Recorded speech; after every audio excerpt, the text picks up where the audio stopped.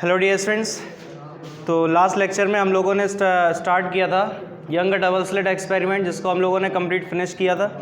और उसमें हम लोगों ने क्या पढ़ा था, फ्रिंज विड्थ के बारे में। ठीक है, ब्राइट फ्रिंज या डार्क फ्रिंज कैसी भी फ्रिंज बनती है, लेकिन फ्रिंज विड्थ जो है वो दोनों केसेस में सेम आती है। कितनी आई थी? D lambda upon small D. याद है सबको? उसमें जो फ्रिंज विड्थ आई थी जिसको बीटा से लिखते हैं वो कितना आया था? D lambda upon small D. इसमें जो कैपिटल डी है वो क्या था? Distance of screen.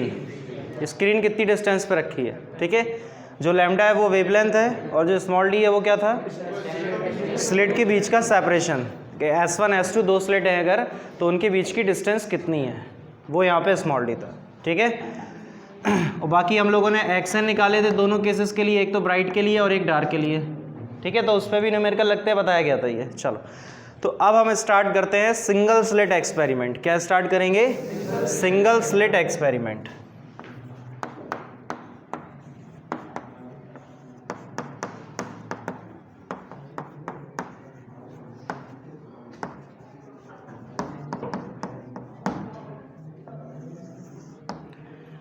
ये सिंगल स्लिट एक्सपेरिमेंट का मतलब क्या है? जैसे डबल स्लिट एक्सपेरिमेंट था वैसे ही सिंगल स्लिट एक्सपेरिमेंट है। ठीक है, डबल स्लिट में दो स्लिट थी, सिंगल स्लिट में एक स्लिट होगी, इतना फर्क होता है। ठीक है, तो सिचुएशन क्या होती है सब कुछ समझो। एक स्लिट है और ये क्या है? स्क्रीन है। क्या है? और ये एक स्लिट है डी। डी समझ रहे हो क्या है? क्या है डी? मतलब स्लिट कितनी मोटी है, उसकी थिकनेस डी है। ठीक है, समझ पाए? और ये कैपिटल डी डिस्टेंस पे स्क्रीन है। ठीक है, तो ये सोर्स होगा कोई, यहाँ से वेव निकलेंगी तो ऐसे फैलेंगी इधर। अरे फैलेंगी, तो मान ले रहे कि यहाँ पे मिली एक वेव, यहाँ गई, ऐसे फैल रही ना पूरे में, इमेज बनाएगी। जैसे टॉर्च जलती है वैसे लाइट फैलती नहीं है, तो वैसे ही है।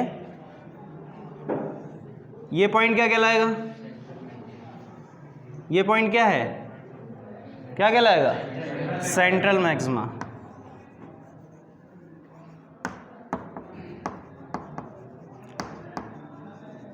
ये कहलाएगा सेंट्रल मैक्सिमा, कहलाएगा। ठीक है, अब अगर मान लो इस पॉइंट से यहाँ तक की डिस्टेंस x है और इस पॉइंट से यहाँ तक की डिस्टेंस भी अगर x है, तो ये कब हो सकता है? ये दोनों डिस्टेंसेस सेम कब होंगी? वो कोई बताएगा? ये दोनों डिस्टेंस जो x मानी है वो सेम कब होंगी?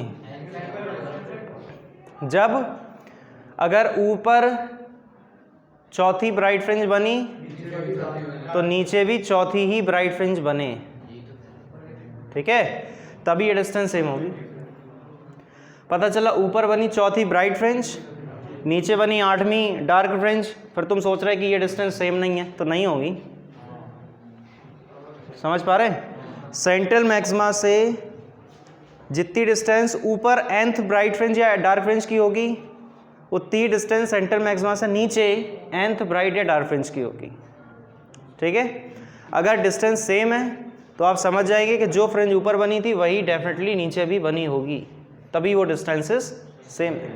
ठीक है, और अगर ये डिस्टेंस सेम है तो फिर ये एंगल भी, हाँ या ना, कि नहीं होंगे? होंगे। एक्चुअल में इसको कहते हैं डिफ्रैक्शन।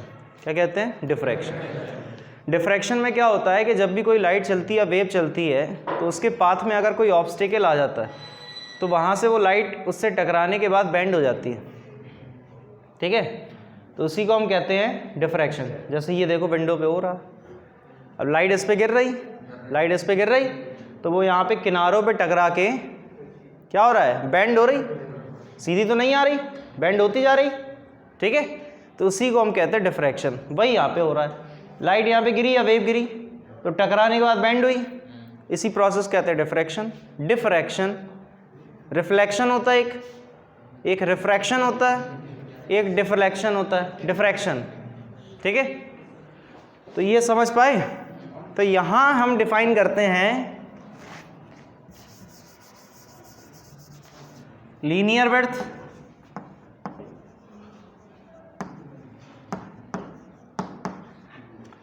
और एंगुलर विड्थ।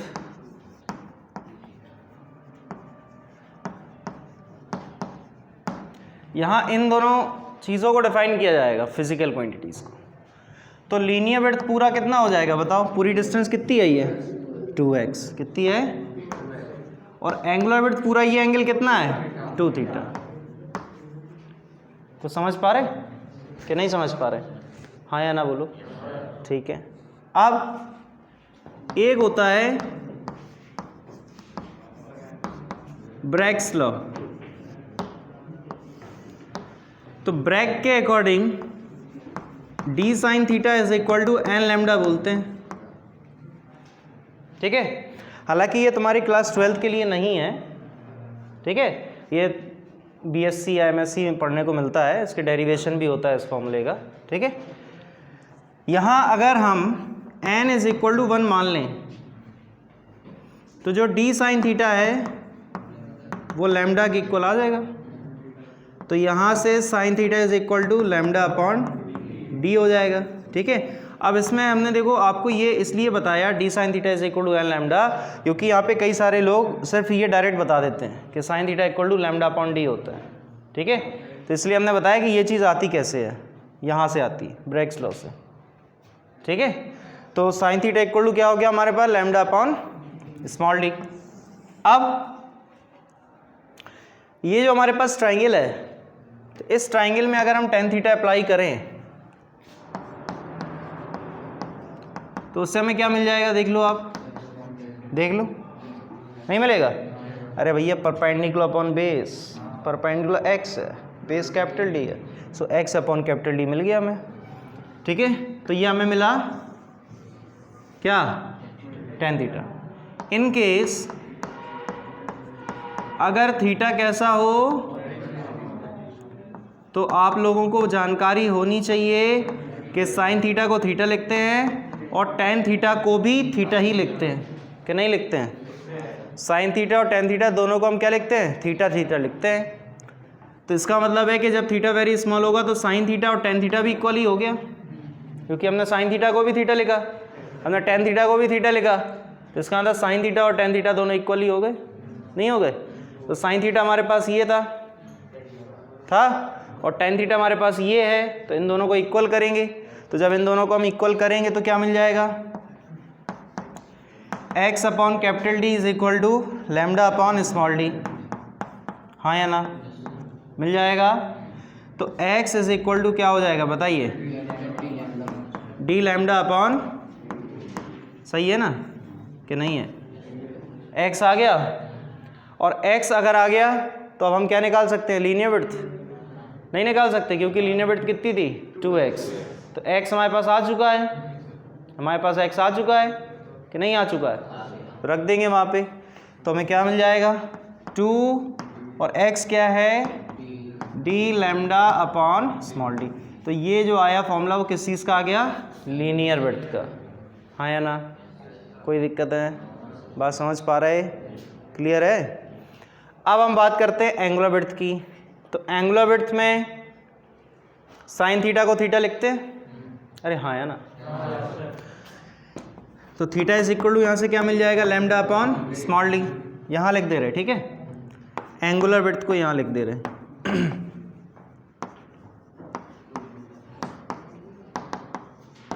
थीटा है ना, तो थीटा की वैल्यू क्या है,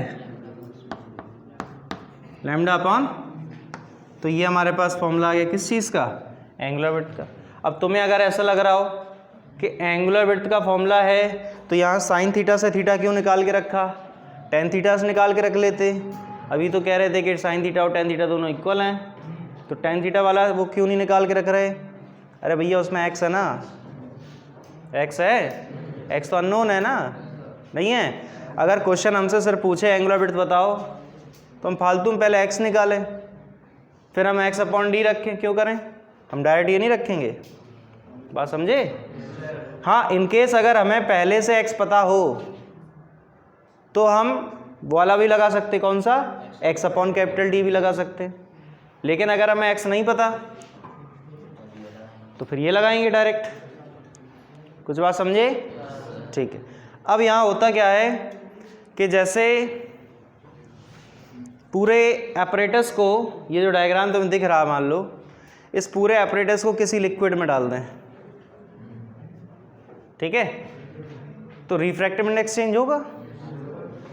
रिफ्रैक्टिव इंडेक्स चेंज होने का मतलब वेवलेंथ चेंज होना, नहीं हो जाएगी? लाइट की वेवलेंथ चेंज हो जाएगी, फ्रीक्वेंसी लेकिन फिक्स रहती है रिफ्रैक्शन में। अरे भैया, लाइट जब एक मीडियम से दूसरे मीडियम में जाती है तो उसका फ्रीक्वेंसी सेम रहता है, बदलता क्या है, और स्पीड, वेवलेंथ और स्पीड बदल जाती, लेकिन फ्रीक्वेंसी कैसी रहेगी? बात समझ पा रहा? वेवलेंथ बदल जाती।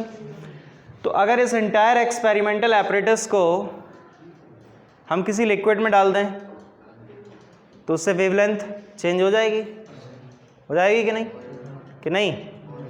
तो हमें रिफ्रैक्टिव इंडेक्स उस मीडियम का गिवन होगा। क्वेश्चन है ही एनसीईआरटी का, इसलिए बता रहे, ठीक है। तो उससे हमें रिफ्रैक्टिव इंडेक्स गिवन होगा कि नहीं होगा? तो जब हमें रिफ्रैक्टिव इंडेक्स गिवन है, हमारे पास एक वेवलेंथ ऑलरेडी है, तो दूसरी वेवलेंथ हम निकाल लेंगे। n equal to refractive index के कई सारे फॉर्मूले होते हैं, पता है तुम लोग को? इसको हटा रहे या ऊपर स्पेस है, चलो यहाँ लेके देखो। ये आ रहा उसमें 1n2 is equal to 1/2n1, ये रिफ्रैक्टिव इंडेक्स का एक फॉर्मूला है कि नहीं है? इसके बाद n2/n1 एक और फॉर्मूला है कि नहीं है? इसके बाद sin i/sin r एक और फॉर्मूला है कि नहीं है? ये कौन सा लॉ है? स्नेल्स लॉ है। इसके बाद c/v एक फॉर्मूला है। c क्या होता है? In air. v क्या होता है? Speed of light in medium. इसके बाद ये एक फॉर्मूला होता है v1/v2 कि मान लो एयर ना हो तो speed of light in first medium upon speed of light in second medium, ठीक है। इसके बाद ये भी एक फॉर्मूला होता है λ1/λ2 कि नहीं होता? होता है वेवलेंथ का। अरे v equal to f lambda, frequency same है तो कट गए एफ और एफ अपॉन में।